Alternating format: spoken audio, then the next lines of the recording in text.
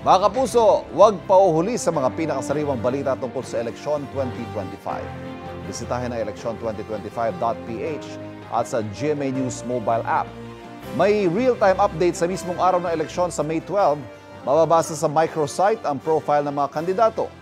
Naroon din ang mga sinalihan nilang debate at interview para mapag-aralan ang kani-kanilang advokasya.